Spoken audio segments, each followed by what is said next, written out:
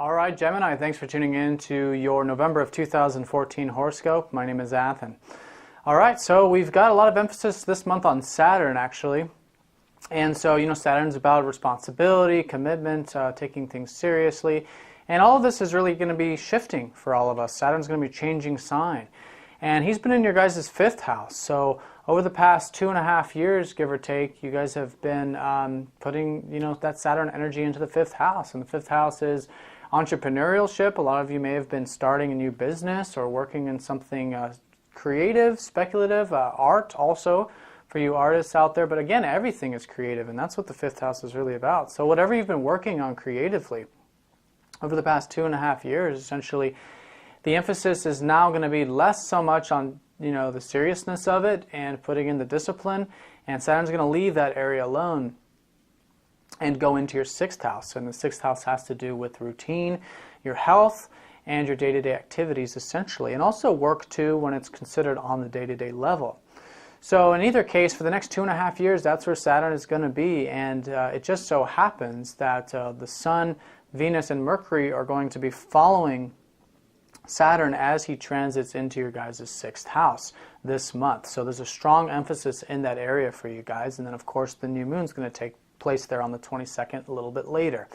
So in either case, with all these planets going over Saturn and all this happening in your sixth house, I really feel, especially because Venus is really leading the way into it, Venus is what we enjoy. And I think, by the time Saturn transits a house, we're pretty ready for it to go to the next part, because, it's Saturn, and he's not the funnest planet in the world, especially not when he's in your fifth house. So I think you guys are going to be wanting Saturn to go into that sixth, and it's a great place for Saturn, by the way, too, because Saturn loves the routine. He loves taking care of the details. So in either case, the reason I'm saying that is because Venus is leading the way into the sixth. So that's you. That's your enjoyment. That's what you want to do, and so that's why I feel that. So that's where the beginning of the month really starts, is with Venus. Saturn's going to change, and then Venus will be the first one to go in there over Saturn. So enjoy it. Enjoy your health, early on in the month, all month really, while Venus is there. But tap into that, because when we're living healthfully, there's a great sense of just enjoyment. And with the sun going in there, there's a great sense of vitality. When we're eating right, when we're sleeping right, and everything's in order and everything's taken care of, and we've got a good, solid, earthly foundation to our lives, then we can come alive. We can be free. We can do all these things, and for you, there's emphasis on relationships this month. Mars is transiting your guys' seventh for pretty much the whole month, so there's a lot of energy, a lot of drive, and wanting to really make changes in relationships, actually, or maybe make changes in the way that you guys see relationships, because Pluto's been transiting that seventh. So with Mars going over Pluto, and this is happening on the 10th, by the way, there's a tremendous amount of energy, powerful energy, actually, to make changes, and it's best used. Pluto's energy is best used when it's channeled by us intently, with our intent into a certain direction. So wherever you guys are putting your energy in regards to relationships this month, really pay attention around the 10th to really channel that energy, because if you channel it and you're in control of it, and it doesn't, you're not out of control with it, essentially, that is very powerful, and you can make a lot of positive changes there. So in the sense of Pluto and relationships, it's really about changing and getting rid of a lot of old concepts and old notions of what relationships should or shouldn't be, and really just, doing what you enjoy in relationships, because that's, at the end of the day, that's what Pluto's really trying to do. He's trying to get rid of all the stuff that's not serving us, all the old modes of thinking, all the old emotional responses and habits, and clearing all that out in order for us to then be able to allow new stuff to come into, a new growth and opportunities to come into that sector. So channel that energy around the 10th, I really feel, but there's a lot of motivation there. So whatever you guys are trying to do, for those of you who are single, who are actively looking, it's a great month to put energy into that. And for those of you starting perhaps a new change, a new beginning in your relationship sector, it's a great month to put energy in that as well. Now, your ruler, Mercury, he's going to be changing signs 3 times this month, so he's going to be going through he's going to be finishing up your 4th. So there's a strong emphasis on home last month and early on this month as well. But then he's going to fly through your 5th, and then he's going to go into your 6th. So For you guys, Mercury plays a big role, obviously. So for you, generally, the energy starting off with the home and security and your family and your past, and then shifting into an area which is much more about having fun. And I really feel that's the time, Saturn leaves. And so I really feel you guys really having a good time this month, because when Saturn leaves that 5th house, it feels pretty good. There's a good sense of release and relief, actually. So when Mercury is transiting there, it could be, activity and having fun and doing things and enjoying things and feeling not so restricted in your self-expression and your enjoyment of life, essentially. So enjoy that, and that's where Mercury is going to be for the majority of the month. So this is overall just a very enjoyable month for you guys, I really feel. And then he's going to go into that 6th house, and then I think that's when you guys are really going to start putting a lot of that energy into the day-to-day activities and really reflecting on that. Now, the way the month starts off is we have a full moon, and this is happening in your 11th house, and this is on the 6th in Aries. So it's going to be an energetic full moon, and it's happening in your house of ideals. And so, pay attention to that around the 6th. Your ideals and your freedom really is the strong emphasis of the 11th house.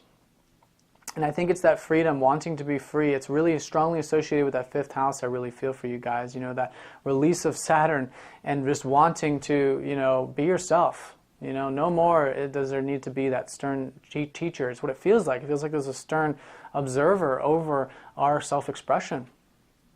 And so then there's this release, and that's what I feel is really starting off the month. And then that's what's really going to gear up Mercury to then enjoy, for you guys to really enjoy that 5th house. So that's how the month starts. And so it's a little bit of enjoyment, but then at the same time, you guys are wanting to put things in order to, I feel, have that enjoyment in your life, which is Saturn in the 6th. So that's going to be taking place. Now later on in the month, we're going to have the new moon, and then that's going to be in your 6th house. So that's on the 22nd. So later on is when, again, I feel there's going to be the shift in wanting to make some more the new beginnings. That's when I think you guys are really going to want to start taking care of your health and your routine and that sort of thing later on in the month. But early on, strong emphasis still on that 5th, I would say, certainly. Now, Mars will be then going into your guys' 8th house on the 27th, which will lead the way into December. And that's wanting to make, energy in change and wanting to get deeper, too. And for those of you who are making those changes in relationships, this can be a time when you start getting more real, more honest, more raw, more truthful in your relationships and taking them more seriously, with Mars in the 8th house too. But not only in relationships, it's all areas. It's wanting to just get more meaningful and raw in your day-to-day life in general, okay? And make those transformations, because the more stuff we clear out, the more stuff we have room to invite back in. So anyways, that's later on in the month, and then that's going to be the main energy in terms of Mars for December. Now, in terms of station directs, we've got 2 planets going station direct. Well, one planet, Neptune, and the other one, asteroid, Chiron, in your 9th house. And that's the house, and it's in Aquarius too. So that's the house of, freedom for you guys, double-fold. Not only freedom in terms of being yourself, which is what I'm really feeling with that full moon in your 11th, and now these station directs going in your 9th house of Aquarius. It's not only the freedom to be yourself, it's also the freedom of expanding your horizons and traveling, doing something, traveling not just physically, but just having an open horizon. Because when we can see the horizon clearly, when we have an open field, an open view, then that's when we really come alive. That's when the inner freedom, which is a different kind of freedom, not individuality, but freedom of experience, freedom of environment. That is really going to unfold for you guys this month. If there's been any type of reflection in this area for the past 5 months or so, while this planet and asteroid have been retrograde in your 9th, just know that things, as far as your path, less reflection on that, things are going to start clearing up, less of a fog and a haze, less introspection on the path. And if things haven't been flowing externally in that area, know that things will certainly start to move forward for you this month, especially it's slow, but from the mid-month onward, things will start to unfold for you guys' path. And Chiron too is a lot of where we feel insecurities. Chiron is the healer, and it's where we feel wounded. So there's a little bit of, I think, perhaps for some of us, some insecurities about our path and where we're headed and all this sort of thing. At least we've been reflecting on this, but again, this should be a time of healing, because once Chiron goes direct, that's usually a switch in a time of then, okay, I feel much better about this. I feel healed about it. Something changed, something happened, and you're feeling quite good about the path in general. And this is later on in the month. And again, a tremendous amount of freedom from this, I really feel. All right, so I'm going to draw a card and see where Spirit would like a little bit more emphasis for you guys. Okay, Jupiter. Well, Jupiter is about expansion. Jupiter is about opportunities, and he's transiting your second house of values. So you see, the thing with Jupiter is opposite of Saturn. Saturn is the refinement, Saturn is the structure, and Jupiter is the expansion and the opportunities. And so the way Jupiter works is the more open we are, the more opportunities can come to us. And for you guys, this is in your second house. And the second house has to do with inner and outer resources, wealth, and values. So keep expanding those values because you're exploring it. Jupiter is the explorer. And the more we expand, the more we know, the more we understand. So the sky's the limit with the values. Just let those communicate to the universe, communicate with yourself, and express all these different values that you have, and be clear and concise about them, and allow in as many channels to allow this abundance to come to you, because the more channels you have open, like I said, the more that can flow through them. So expand, and it's really expanding the values, and the more you do that, the more you're going to learn about yourself, the more your path is going to unfold, because that's what Jupiter's all about, and the more you're going to learn about those values in general and how you can attain more abundance in your life, both material abundance and inner abundance as well. All right, Gemini, well, I hope you enjoyed. Thanks a lot for tuning in, and I'll see you next time. Take care.